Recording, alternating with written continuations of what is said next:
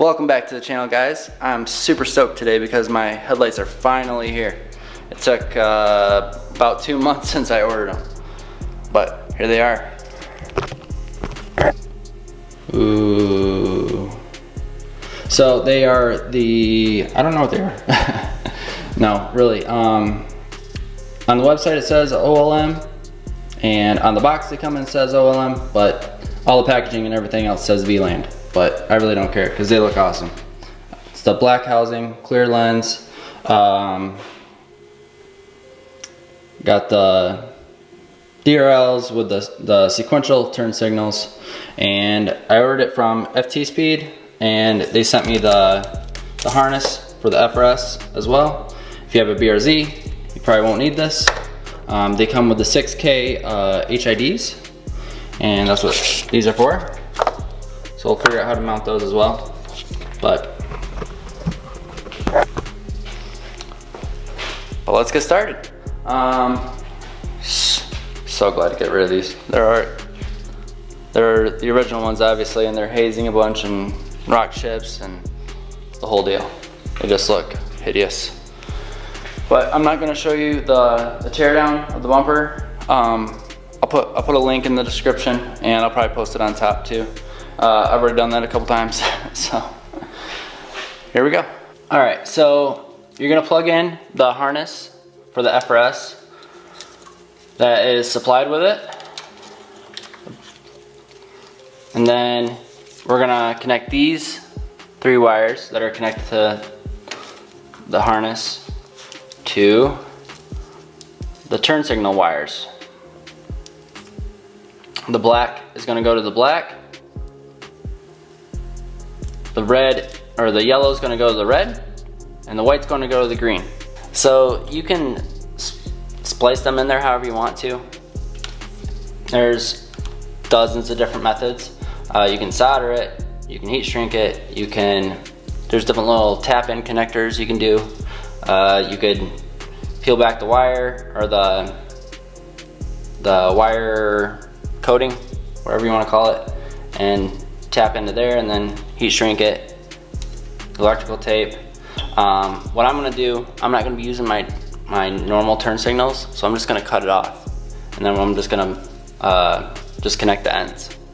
So that's what I'm gonna do.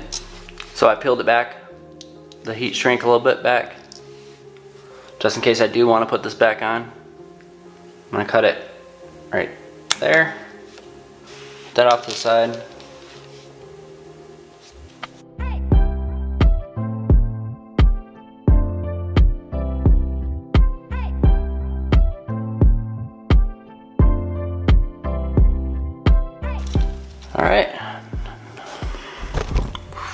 All right.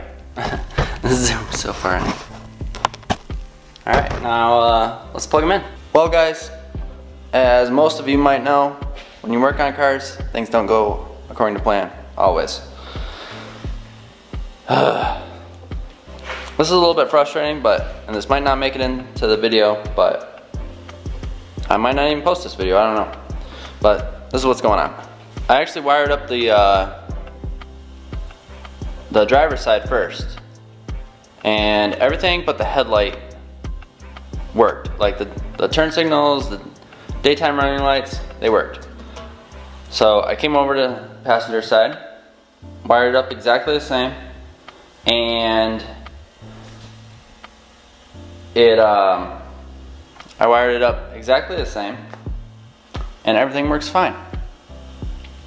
So then I have to start diagnosing why the other headlight isn't working. And so what I did was I unplugged it, and I plugged it into this harness, and it did the same thing. It didn't work, the bulb didn't work, but everything else did. So then I tested to see if it was the ballast. And HIDs are kind of new to me, but I figured if that's the only thing not working, it has to be either the ballast or the bulb. Hopefully it's not like the wiring inside the headlight housing, but I hooked it to the passenger side ballast, and it still did the same thing. So And I also hooked up the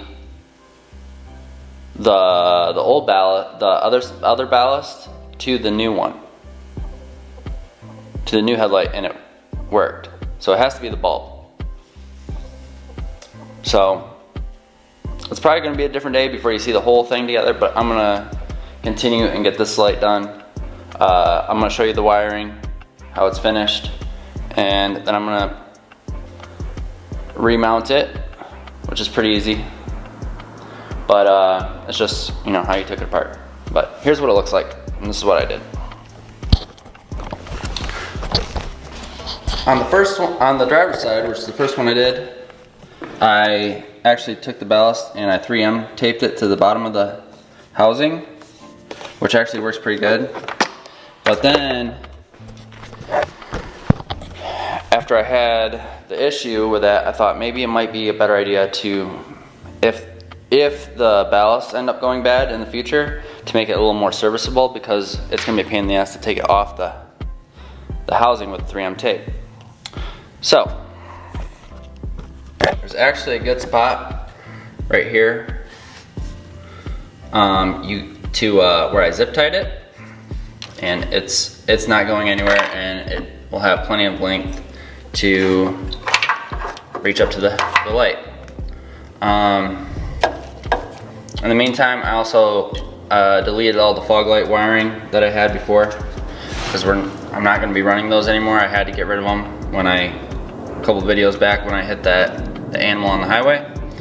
But here's the main harness, and then I tucked the rest of the wiring up like that so it's out of the way.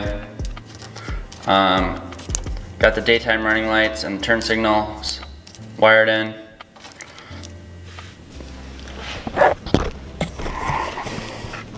But that's where we're at right now.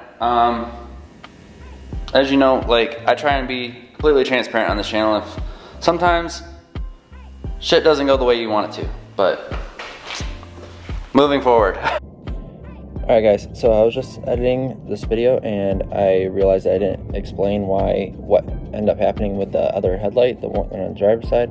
So real quick, there was a pin where the wire goes into the connector. It wasn't shoved in all the way, so it wasn't making contact.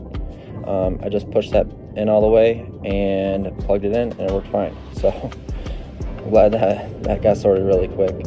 I'm gonna put a real quick edit at the end of this video of the headlights and everything and how they function. So please enjoy, and I'll see you in a little bit later.